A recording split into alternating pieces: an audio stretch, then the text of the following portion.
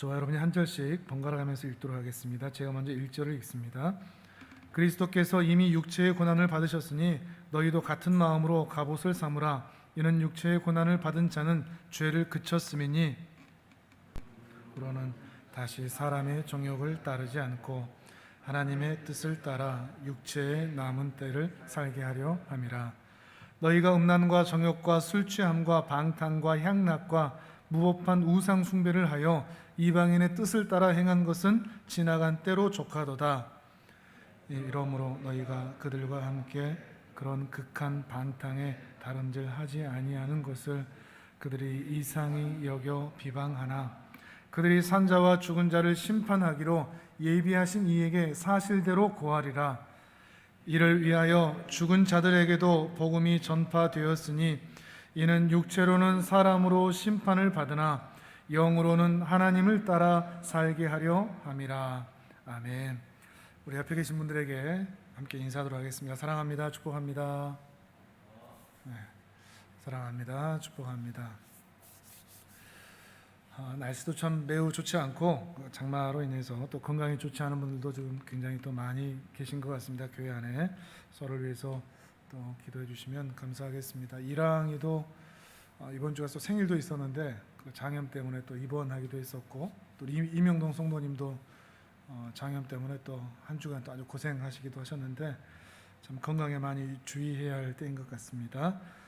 또 우리 김희숙 집사님 비닐하우스 또 여러분 많이 기도해 주시고 또 윤경임 권사님 그 통닭집도 좀 어려움이 있었는데 올해는 그런 일 생기지 않도록 위에서 기도해 주시면 감사하겠습니다. 또 주말에 있을 하늘 창고 사역 날씨에 따라서 어떻게 될지 또 상황을 좀 봐야 될 것 같습니다. 날씨가 조금 이렇게 비가 오면 할 수 있겠는데 조금 많이 오면 어려울 수 있을 것 같습니다. 위에서 상황을 위해서도 기도해 주시면 감사하겠습니다. 보통 신앙에 대한 이야기를 할 때 또 간증을 할 때 이렇게들 이야기합니다. 예수 믿기 이전 그리고 예수 믿은 이후의 삶에 대해서 내 인생은 크게 두 부분으로 나뉜다 이렇게 표현을 하죠. 내 인생은 예수 믿기 이전과 예수 믿은 이후의 삶으로 해서 예수 그리스도를 중심에 모셔놓고 내 인생이 이렇게 변화되었다라고 이야기할 때 간증을 이렇게 하고는 합니다. 그런 놀라운 변화들이 있었다는 것이죠. 근데 오늘 이 베드로전서 말씀을 계속 살피다 보니까 인생의 이렇게 2단계, 예수 믿기 이전과 예수 믿은 이후만 아니라 그 이후 저 영원한 하늘나라에 들어가 우리 주님과 영원히 함께 살, 그러니까 인생은 3단계라고 볼 수 있겠죠.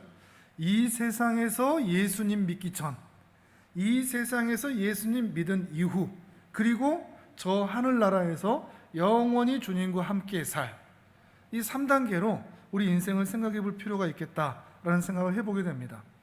이 3단계에 대한 저 영원한 하나님의 나라에서 함께 살 그 시야와 그 관점과 이런 마음의 생각들이 우리 안에 풍성할 때 오늘을 살아가는 자세가 분명히 달라지는 것 같습니다. 우리는 다 머리로는 알고 있습니다. 언젠가 주님이 오신다. 그리고 우리는 언젠가 천국에 간다 라는 것을 머리로는 알고 있지만 언젠가 가게 될 저 하나님의 나라에 대한 진실한 사모함과 기다림과 그리움이 없기 때문에 오늘을 살아가는 우리의 현실이 마치 우리에게 그날이 없는 것처럼, 우리에게 저 천국이 없는 것처럼, 우리에게 영원한 하나님의 나라, 하나님의 품, 우리가 돌아갈 집이 없는 것처럼 오늘을 살 때가 사실 너무 많은 것 같지 않습니까? 우리 삶의 자세를 보면 우리의 모습이 어떠한지를 볼 수 있다는 것이죠. 우리는 좀처럼 저 하나님의 나라를 생각하고 그리워하며 살아가지 못하는 것 같습니다. 그런데 베드로 사도는 이 베드로 전서를 통해서 이 부분을 정말 확실하게 짚어주고 있는 것 같습니다. 나그네처럼 사는 이 세상이 전부가 아니다. 이 세상에서만 잘 살면 된다라고 얘기하지 않고 우리에겐 저 영원한 아버지의 집이 있다. 그리고 거기를 바라보게 하는 거죠. 지난 시간에 말씀을 드린 것처럼 이제 곧 소망의 항구에 도달할 그 방주를 타고 있는 자들이 바로 우리들이다. 그 항구를 바라보라 하는 거죠. 배에서의 삶만 생각하지 말고 장차 마른 땅에 정박하게 될 그 소망의 항구, 그곳에서의 삶을 생각하라는 것이죠. 지금 비록 망망대해 같고 홍수를 만난 것 같고 폭풍을 만난 것 같고 고해와 같은 삶을 살고 있는 것 같이 느껴지지만 영원히 살게 될 그 소망의 항구에 정박하게 될 그 땅을 바라보면서 오늘을 그 믿음으로 살 것을 말하고 있는 것입니다. 왜냐하면 다시 말씀드리지만 이 소망이 분명하면 분명할수록 그 소망의 항구에 도착할 때까지, 그 날이 우리에게 임할 때까지 신자로서 어떻게 살아야 할지에 대한 삶의 자세가 분명히 달라지기 때문입니다. 어떻게 살 것인가, 이 남은 날을 누구와 함께 하고 무엇을 하며 무엇을 이루며 살 것인가에 대한 이 남은 날에 대한 일이 이 소망을 어떻게 바라보느냐에 따라서 달라진다는 거죠. 이 소망이 분명하면 그 소망에 따라서 오늘 내가 살아야 할 자리에서의 계획, 목적, 자세, 태도 달라질 수밖에 없습니다. 근데 이 소망이 없으면 그냥 세상을 떠밀려 살아갈 수밖에 없는 거죠. 세상 사람들 사는 것처럼 그대로 말이죠. 어떻게 사는 것이 달라지는 것이냐?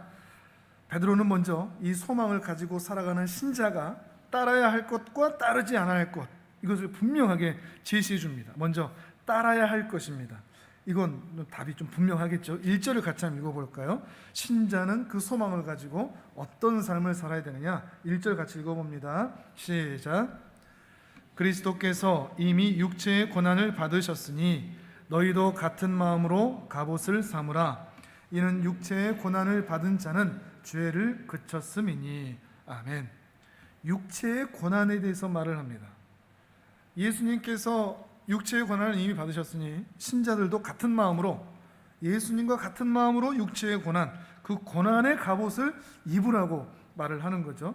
다만 여기에서 이 고난은 사람이 겪는 일반적인 고통을 말하는 것은 아닙니다. 아프다고, 힘들다고, 어렵다고, 돈 문제로, 또 사람 문제로, 살아가는 문제로 어려움에 있다고 모든 것이 다 그리스도의 고난인 것은 아닙니다. 심지어 고행이나 참선이나 이런 것들도 고난이 아닙니다. 스스로 자기 스스로를 힘들게 만드는 것도 고난이 아닙니다. 내가 이것이 고난이다 라고 말한다고 해서 그것이 고난이 되는 것도 아닙니다.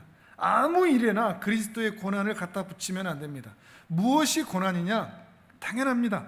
그리스도의 고난과 연결되는 것이어야 됩니다.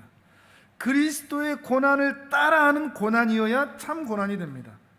주님께서 원하시는 고난이 됩니다. 그리고 주님께서 그리스도의 고난을 따라 받으셨다가 영광에 이르셨으니 그리스도의 영광에 이르게 될 고난이어야 우리가 반드시 걸어가야 할 십자가의 고난, 그리스도의 고난, 신자의 고난이라는 것입니다. 1절에 그 힌트가 두 단어가 있는데요. 제일 마지막에 죄를 그쳤습니다. 중간에 갑옷을 삼는다. 그러니까 고난이라는 것은 어떤 고난인가 하면 죄가 그쳐지고, 죄가 그쳐진다는 것은 이제 안식에 이른다는 말이거든요. 참 안식에 이르게 되는 고난이라는 것입니다. 죄를 그치고 안식에 이르게 하는 고난. 근데 죄를 그치고 안식에 이른다는 것은 죄와의 싸움을 전제로 합니다. 그렇기 때문에 갑옷을 입어야 됩니다. 고난의 갑옷. 총알이 빗발치는 전쟁터와 같은 죄와 악으로 가득한 이 세상에서 이 죄와 싸우는 것이 그리스도의 고난이라 라고 말을 하고 있는 것입니다. 주님이 바로 우리를 위해서 이 고난, 이 육체의 고난을 당하신 것입니다. 주님은 의로운 자로서 불의한 자를 대신하셨습니다. 죄가 없으셨습니다. 그러나 죄와, 사람의 죄와 세상의 악의 무게를 짊어지셨고 대신해서 시달리시고 대신해서 맞으시고 대신해서 죽으신 것입니다. 그 자리에서 어떻게 이겨내셨느냐? 선함으로 이겨내셨습니다. 약함으로 이겨내셨습니다. 무기력함으로 이겨내셨습니다. 선한 양심과 선한 행실로 죄와 싸움으로 이겨내셨습니다. 이게 주님이 주신 십자가의 고난입니다. 우리는 십자가의 고난 그러면 육체의 고통을 생각합니다. 십자가의 고난은 예수님께서 죄와 싸운 고난입니다. 몸이 아픈 고난은 눈에 보이는 것만입니다. 그것이 어떻게 해서 나타난 것이냐? 죄와 싸우는 고난으로 나타났다는 것을 기억하셔야 됩니다. 그리스도의 십자가의 고난은 죄와 싸우는 고난입니다. 우리가 살아갈 것도 그렇습니다. 내가 지금 고생하고 있다, 그러니 고난이다가 아니라 내가 지금 죄와 싸우고 있다, 그로 인하여 나타나는 우리 안의 전쟁들, 가족 안의 전쟁들, 교회 안의 전쟁들, 세상에서의 전쟁들, 그게 바로 그리스도의 십자가의 고난을 우리가 짊어지는 것이라는 겁니다. 죄와 싸움 없이, 악과 싸움 없이 내가 힘들고 아프고 고생스럽다고 그것을 다 그리스도의 고난이라고 말할 수가 없다는 말입니다. 우리 주님께서 그렇게 하셨습니다. 적극적으로 선을 행하시며 적극적으로 십자가의 고난을 지신 것이죠. 마찬가지로 우리도 그 고난을 짊어지라고 하십니다. 그러니까 고생해라가 아닙니다. 힘들어라가 아닙니다. 아파라가 아닙니다. 손에 못을 박아라. 고난주의고 주간만 되면 십자가 매달아 놓고 손에 목을 박고 칼로 찔리고 가시면리간 쓰는 체험을 해라, 이런 얘기가 결코 아니라는 것입니다. 일상에서 죄와 악과 싸워 주님이 맡기신 영혼들에게 안식에 이르게 하는 일들을 감당하라. 그들 안에 있는 죄를 몰아내고 그들에게 안식을 줄 수 있는 그 싸움을 하라. 이것이 바로 십자가의 고난이라는 것입니다. 그런 의미에서 우리가 생각하는 이 십자가의 고난에 대한 이해가 매우 부족할 수 있습니다. 단순히 아픈 게 아니라는 것입니다. 정말 안타까운 것은 우리가 이 믿음의 싸움을 계속해 나가야 되는데 이 죄와 악과 싸우는 것을 하지 못해서 중간에 도중하차하는 일들이 굉장히 많다는 것입니다. 홍수로 살아가는 그 배에서 이 배 생활이 지겹다고, 죄와 악과 싸우는 것이 힘들다고, 무료하다고, 어렵다고 해서 중간에 그 배에서 내리는 일들이 굉장히 많다는 것입니다. 왜 이런 일들이 나타나느냐? 2절과 3절에서 그 이유를 이렇게 설명을 합니다. 4장 2절 3절도 읽어봅니다. 시작. 그 후로는 다시 사람의 정욕을 따르지 않고 하나님의 뜻을 따라 육체의 남은 때를 살게 하려 함이라. 너희가 음란과 정욕과 술 취함과 방탕과 향락과 무법한 우상 숭배를 하여 이방인의 뜻을 따라 행한 것은 지나간 때로 족하도다. 아멘. 어떻게 중도하차를 하죠?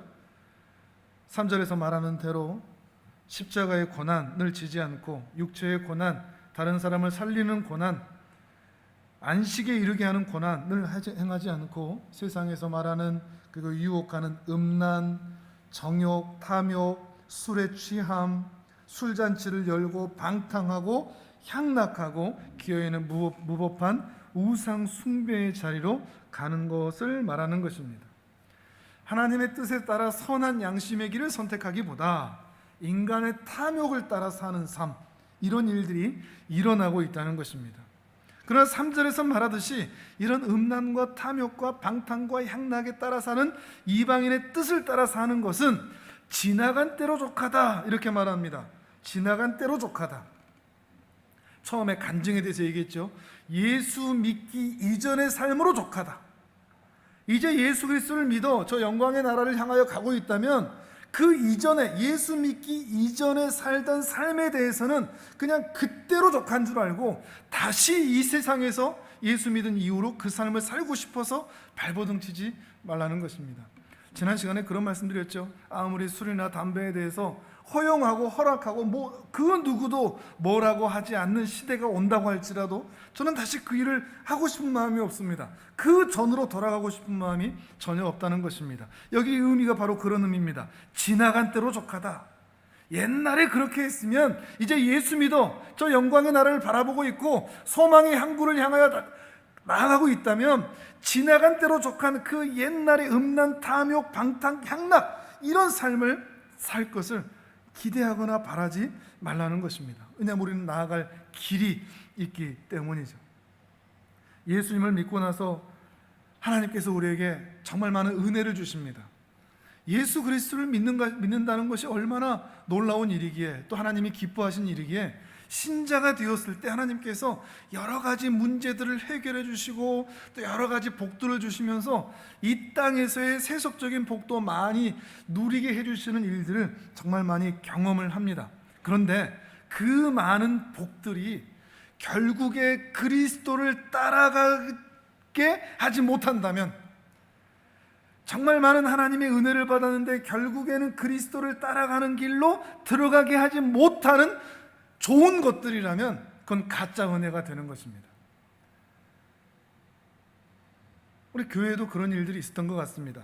하늘창고 사역이나 이런 일들로 해서 삶이 힘들어서 교회에 와서 정말 많은 은혜를 경험하고 나아짐을 경험하고 하다가 직장을 얻고 건강이 좋아지고 형편이 좋아지면 언제 그랬냐는 듯이 떠나는 일들을 우리는 볼 때가 있었습니다.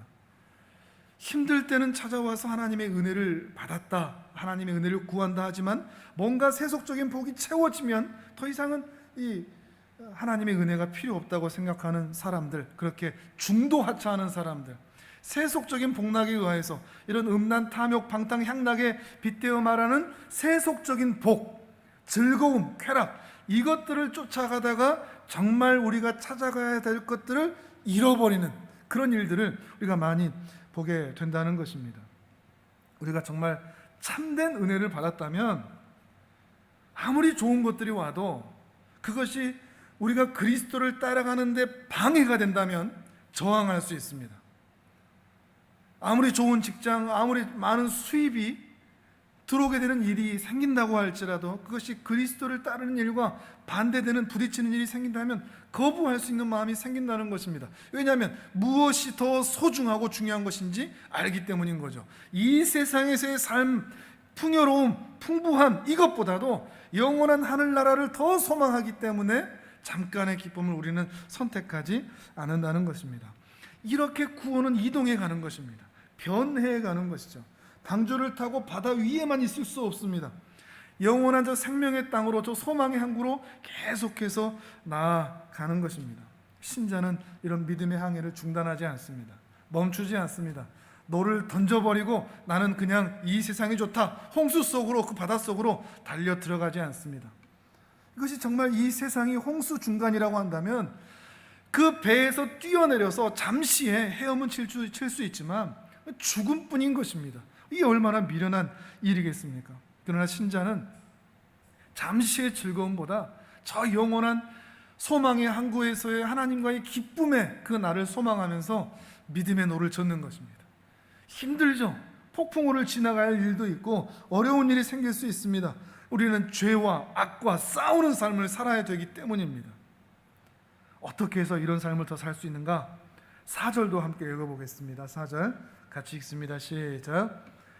이러므로 너희가 그들과 함께 그런 극한 방탕에 다름질하지 아니하는 것을 그들이 이상히 여겨 비방하나. 아멘. 무슨 말인가 하면 당시 세상 사람들이 초대교회 사람들을 보는데 이상하다는 겁니다. 야, 니들은 왜 이렇게 안 살아 하는 거죠. 그러니까 당시 음란, 향락, 사치, 술 취함 이런 게 당연한 거였습니다. 모두가 다 그렇게 사는 거였습니다. 그런데 모두가 다 그렇게 살아가는 것이어서 그 누구도 윤리적으로 도덕적으로 이런 삶에 대해서 정죄하는 사람이 없었습니다. 그러니까 그리스도인들도 그렇게 살아도 되는 거였습니다. 아무도 뭐라 하지 않으니까요. 그런데 그리스도인들은 저 영광의 나라를 소망하는 그 마음으로 그렇게 사는 삶에 대해서 거부를 한 것입니다. 살지 않았습니다. 그러니까 세상 사람들이 이상하게 여기는 겁니다. 비방하는 것입니다. 이상히 여기는 것이죠. 세상 사람들 다 그렇게 사는 것이니까요. 그러나 우리가 가야 할 길이 어떤 길인지 우리는 아는 것입니다.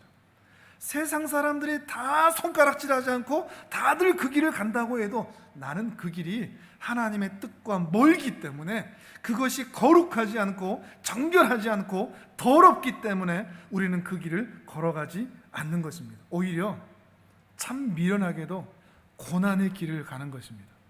고난이 뭐라고 그랬죠? 고생하는 게 아니라고 그랬습니다.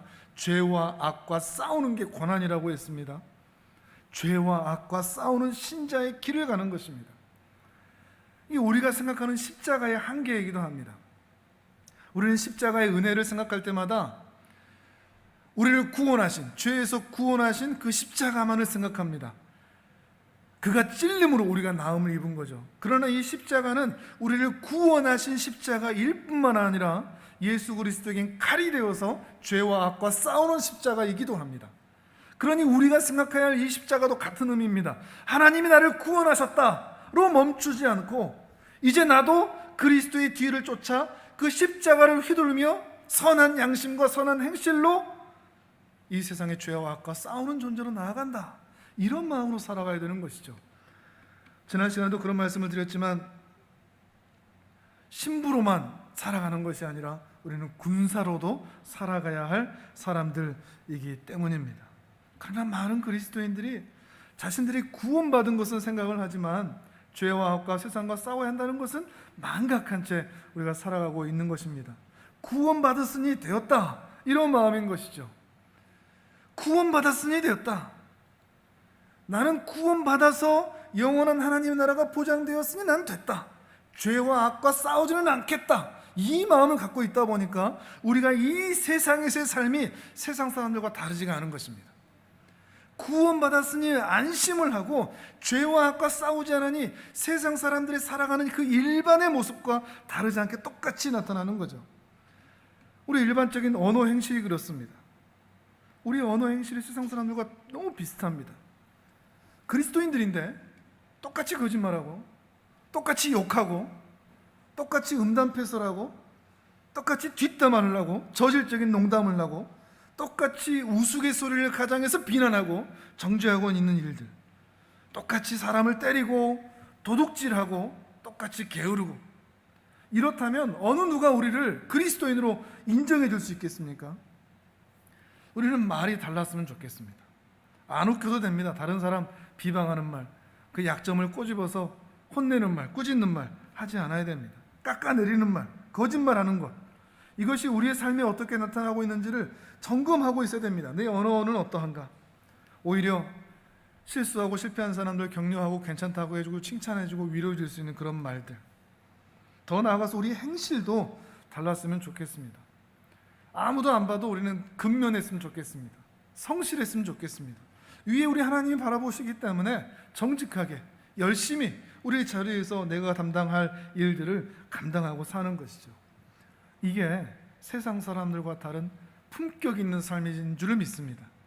옷이 멋있고 내 삶의 환경이 나아지는 것, 그게 품격 있는 게 아니라 언어 행실이 달라지는, 죄와 악에서 멀어져 스스로를 정결케 하고 깨끗한 길로 나아가는 것, 그런 삶, 마음으로만 아니라 소망으로만 아니라 내 언어와 행실에까지 그런 삶으로 나타나는 그런 삶, 그런 삶이 신자가 살아야 할 삶의 모습이라는 것입니다. 근데 이게 쉽지가 않습니다. 그래서 우리는 이중적인 모습을 보이기가 참 쉬운 것 같습니다. 교회에서는 그렇게 보이는데 가정에 가거나 일터에 가거나 사회에 나가면 그렇지를 못하는 겁니다. 깨끗한 삶을 살지 못합니다. 왜냐하면 세상 사람들은 사는 대로 가야 되는데 혼자 거스르면 튀거든요. 인정해주지 않거든요. 조롱하기도 쉽고, 신앙을 가진 거에 대해서도 사람들이 놀리기도 쉽습니다. 따돌리기도 쉽고요. 그래서 이런 삶을 사는 데에는 용기가 필요합니다. 죄와 고난을 싸워 이기며 끝까지 믿음의 길을 가는 것에 대한 용기와 담대함이 필요합니다. 근데 용기는 누군가에게 꿔줄 수 있는 게 아닙니다. 꿔서 가져올 수 있는 것도 아닙니다. 제가 우리 자녀들을 사랑한다고 해서 제 안에 있는 용기와 믿음을 꿔줄 수가 없습니다. 제 걸 나눠줄 수가 없습니다. 이 아이들이 나에게 요청한다고 해서 제가 빌려줄 수 있는 것도 아닙니다. 제가 성도님들에게 제 안에 있는 믿음과 그런 용기들을, 담대함을 나눠줄 수가 없습니다. 이거는 자기 자신에게서 하나님의 은혜를 구하면서 구해야 할 것들입니다. 믿음으로 사는 삶에 대한 용기, 담대함, 믿음으로 살아도, 은혜로 살아도 하나님이 책임지실 것이라는 그 믿음, 이것은 누가 나눠줄 수 있는 게 아닙니다. 하나님의 은혜를 구해야만 하는 것입니다. 그래서 각자가 죄와 싸우고 악과 싸우며 그 고난의 길, 주님 가신 길을 함께 걸어가는 것이죠. 다만 어떻게 하면 이 십자가를 더 든든히 지며 살아갈 수 있느냐? 5절과 6절을 또 같이 읽어보겠습니다. 5절 6절 시작. 그들이 산 자와 죽은 자를 심판하기로 예비하신 이에게 사실대로 거하리라.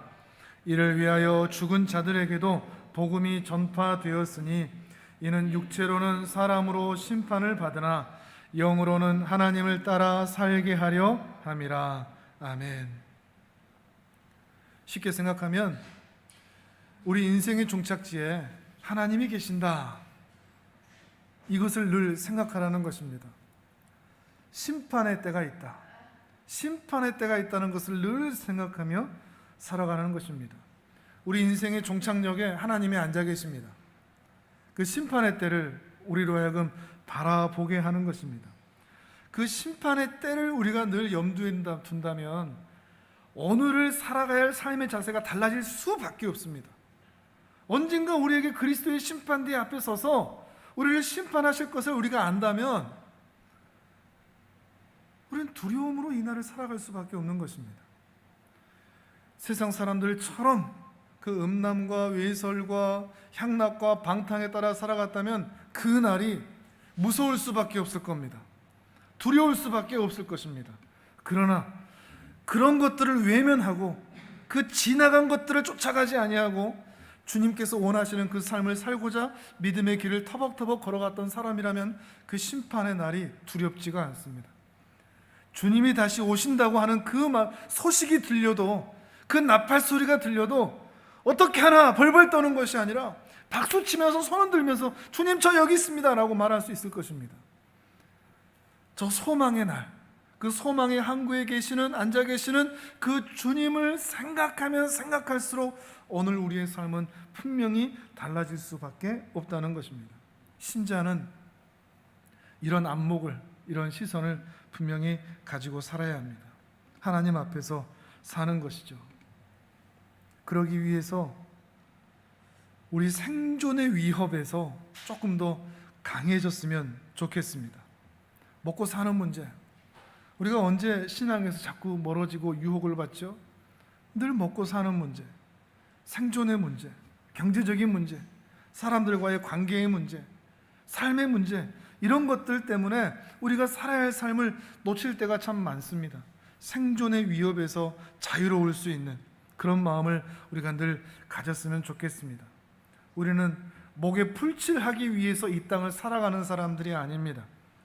그저 먹고 살고 부자 되고 성공하고 높은 자리에 올라가는 것이 우리 인생의 목적이 되지 않습니다. 우리가 이 세상을 살아가는 목적은 그리스도께서 가신 길을 따라가기 위해서, 그 말은 그저 고생하고 십자가 지라는 말이 아니라 죄와 악과, 사람의 죄와 세상의 악과 싸우면서 단 한 사람이라도 끌어안고 같이 가서 그들을 그 은혜의 자리, 안식의 자리, 그 죄가 그치는 자리로 함께 데리고 가는 것, 이것이 우리 인생의 목적이라는 것입니다. 사람을 살리는 것입니다. 그 일을 통해서 하나님이 기뻐하시고 영광을 받으시는 것입니다. 작게는 우리 안에서의 싸움이 있습니다. 죄와의 싸움, 악과의 싸움, 또 가정, 일터, 교회, 세상. 저만 해도 이 세상의 악과의 싸움은 엄두가 나지를 않습니다. 우리 모두가 그럴 겁니다.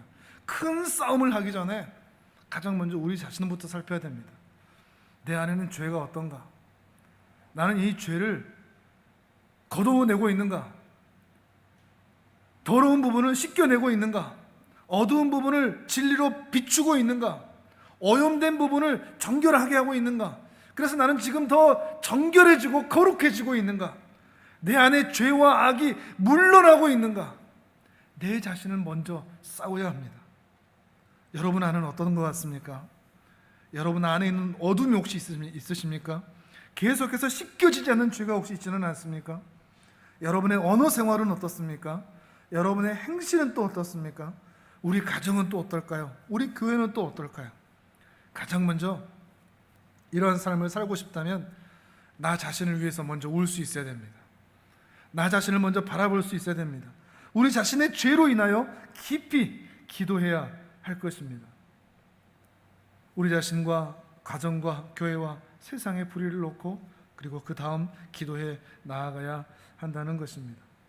선한 양심과 선한 행실로 하나님의 은혜의 나라를 우리의 주위에 보여주는 은혜가 있기를 바랍니다. 그러기 위해서 우리 자신부터 믿음의 길을 더욱 정진하여 가기를 소망합니다. 남은 한 주간 참 부담스러운 말씀이지만 우리 자신의 죄를 먼저 하나님 앞에서 들춰놓고 그 더러움과 그 오염됨들을 씻겨내며 하나님 앞에 더욱 정결하게 서시는 귀한 하나님의 사람들 되시기를 주님의 이름으로 축복합니다. 아멘. 우리 전 함께 기도하겠습니다.